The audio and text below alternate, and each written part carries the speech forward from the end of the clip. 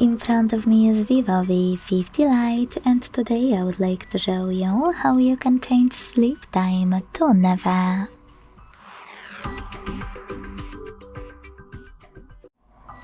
Begin by opening Play Store and downloading free app called Caffeine. Keep screen on. It has to be from this developer.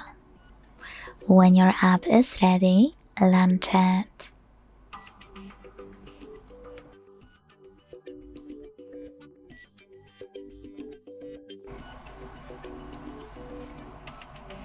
Then tap on OK in Welcome pop-up. Choose Timeout to make sure Infinite is on. And when you're ready, go into Tab menu. Now you need to click on this icon at the top right corner to edit your shortcuts. Then look for a new Caffeine one, hold it, drag it to your current ones, place it wherever you want to and let go.